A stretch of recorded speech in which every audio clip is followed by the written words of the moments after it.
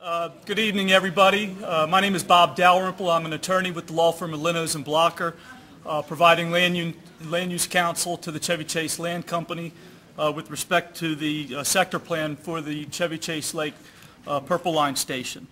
We're very pleased to be part of the effort to create and implement a new vision for the Chevy Chase Lake area made possible by the Purple Line and the Purple Line Station at Chevy Chase Lake. What we'll be showing you tonight is the land company's initial vision for its land, and with the permission of the Housing Opportunities Commission, we've also included their land in this planning exercise for purposes of responding to a Purple Line station at this location. What we're not here to discuss tonight are the merits of the Purple Line. We've all been discussing that for many, many years. I think, as most of you in the audience are aware, the state and the county have weighed in on a locally preferred alternative for the alignment and for the mode for the Purple Line, and have also identified a Purple Line station at Chevy Chase Lake. There's a sector plan that has been authorized by the County Council under the authorship of the Maryland National Capital Park and Planning Commission to respond to this locally preferred alternative decision for the Purple Line and the Purple Line Station. That has been put into the work program for the Planning Commission, and that effort is now underway. Just a little brief overview of what that process will entail. The sector plan process is just in its very beginning stages. The planning staff of the Montgomery County Planning Board is charged with coming up with an initial draft of a sector plan. It's my understanding that the staff intends to hold its own community forum sometime in mid-May or so to reveal its initial vision of the sector plan area. That will be followed by the staff presenting its draft plan to the planning board, receiving some input from the planning board, and then creation of a public hearing draft sector plan, which will then go to public hearing before the planning board, where ample opportunity will be given for community input during that public hearing process. That will be followed by work sessions of the planning board, and then the plan will ultimately be sent on to the county executive and to the county council. The county executive primarily serving in the role of doing an economic impact analysis, the county council being the final decision makers of the sector plan process. Again, there will be ample opportunity through public hearings and work sessions for community input into that process at the council level. Many of you were involved in the initial community meeting that was held by the planning board staff back on January 10th of this year, and during that meeting there was basically just an introduction to this plan. The land company was asked during that public meeting to basically present the land company's property and what it views as the opportunities as we move forward with that process. There was not a lot of detail provided at that meeting, as those of you who were in attendance know, and there was a good reason for that. We didn't have a lot of detail yet since that time. The design team has been busy at work trying to develop a plan that is responsive to a transit station and a transit system at this location. Tonight we will recap some of the foundation that was presented at that initial meeting, because we think it is important for everybody to be on the same wavelength in terms of the assumptions, the goals, and the objectives that we're trying to achieve through this process. We have received other input through community meetings and through the community workshops that were held by Park and Planning a few weeks ago. Hopefully all of you have had an opportunity to review the summaries put out by the planning board staff relative to those workshops, and we've certainly taken them into consideration moving forward to tonight. So following I guess the first good news of the night is that my comments will be brief. And following my comments will be David Smith, who's the president of the Chevy Chase Land Company, for some opening remarks of his own. And then there'll be a detailed PowerPoint presentation put on by David Kitchens, who is the architect and urban planner, Trini Rodriguez, who's a landscape architect and an urban planner, and Marty Wells, who's a transportation planner. I'd also like to introduce at this time the new development consultant for the land company, Bald Eagle Partners. We have gentlemen here this evening. Maybe they could just raise their hands just to be seen. They have been retained by the land company to serve as a development consultant throughout the processes and to quarterback our efforts towards having a responsive and responsible sector plan.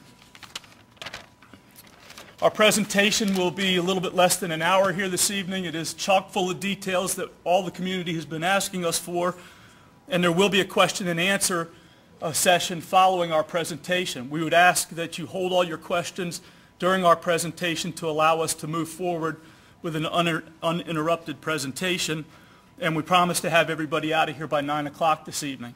There's also an information sheet that we had at the beginning which has details for contacts for the land company, for Maryland National Capital Park and Planning Commission, Maryland Transit Administration, and other important and key critical players in the sector plan process. And at the end of the evening, following the question and answers, we will be here to answer any remaining questions that you have. But again, we'd like to be out of here by 9 o'clock. So at this point in time, I'd like to turn it over to David Smith, who is the president of the Chevy Chase Land Company. Thank you. Good evening. Again, I'm David Smith, president of the Chevy Chase Land Company. Firstly, I want to thank everybody for weathering the potential storm tornado, for coming out, because again, it's the community involvement that's going to be important in this process. We're here tonight to help educate on what we're doing and to go through a quick question and answer session. If you're around on January 10th or watched it online, I did a brief history of the company. Won't go through that today. If you're interested, I'm happy to talk to you about it or go through it separately.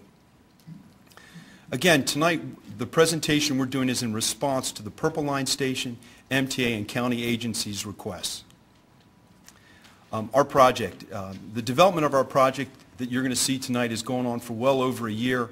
Our consultants have been working hard. We've been working hard, as Bob mentioned earlier. We got to certain points along the way, and we continue to push to get more and more information out.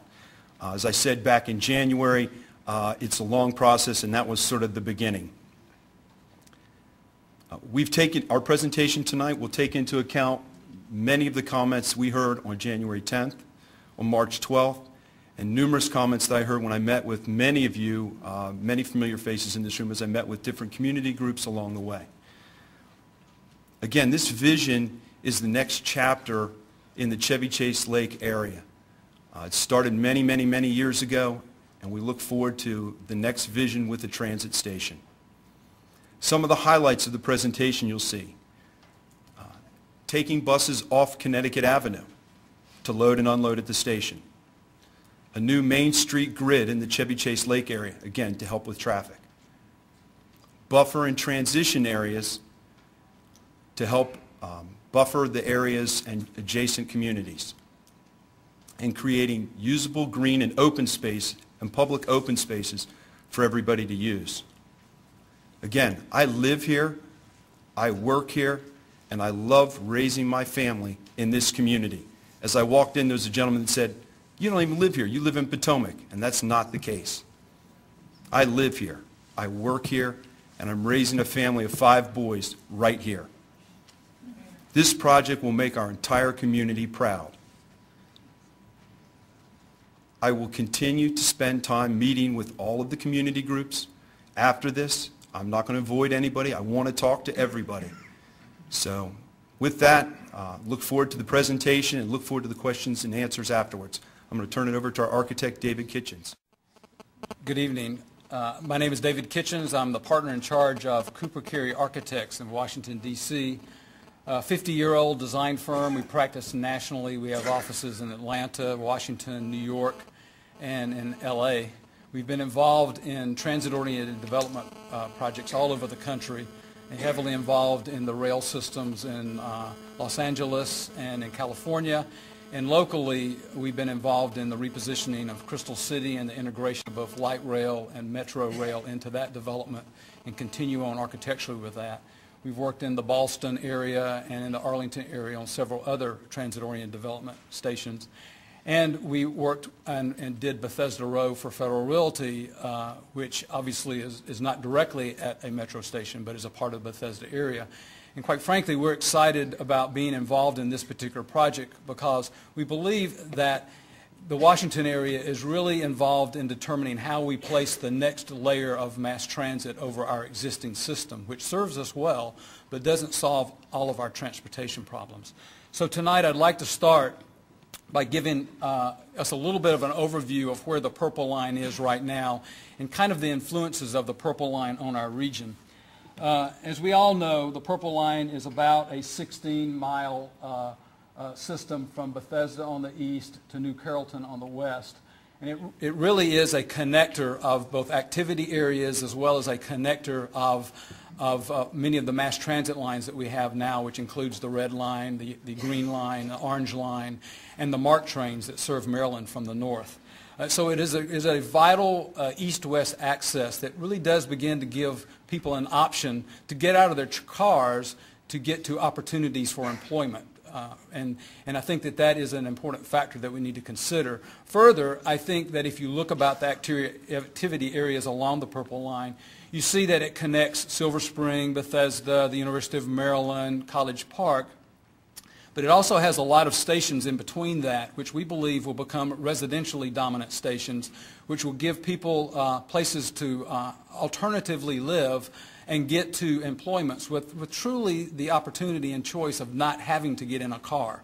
And so we believe that is an element and a vital component that the Purple Line could serve as a national example from that perspective.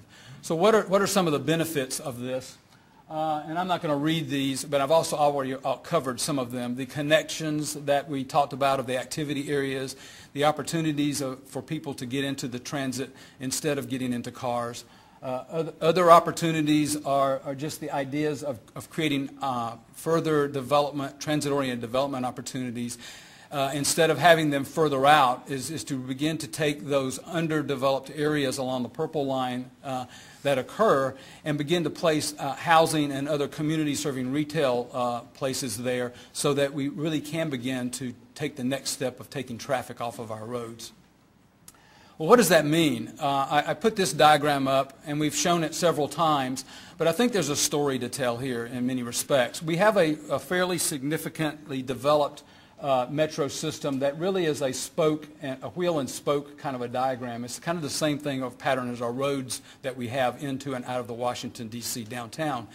And really the story of Connecticut Avenue is one that I draw from and learn about all the time, because if you look at the history of Connecticut Avenue, it was developed on a streetcar module where you had 5 blocks of residential, 3 blocks of commercial, 5 blocks of residential, 3 blocks of commercial. And there's a fairly diverse a product of residential along that corridor, and every one of the community serving areas usually has a grocery store, a movie theater, a post office, a library, those kind of things, and also places to gather and places to be entertained, either by dining or other means. And so what we're talking about here is the fact of trying to extend that kind of pattern out further. When we get past Chevy Chase Circle, which is just about a mile south of here, because of the era of development, everything north of that circle really began to be more suburban and more car influential, in the 50s, 60s, and 70s. And so that pattern is something that we're really trying to change and really trying to integrate a more walkable, less auto-dominant kind of a pattern.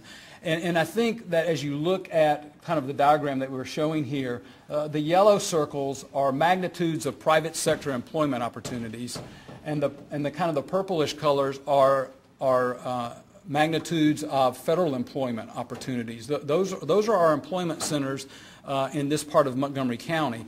And you begin to see that all the stations of the Purple Line begin to connect those dots together to the University of Maryland and all the way over to New Carrollton. And you can begin to see how and what the role of the Chevy Chase sector plan may play. And I think it's a rather pivotal role in this, is that we could be the first catalytic or example of what these areas might want to begin to look like and how they want to function. And so we believe that it's a great example of beginning to look at how we co-locate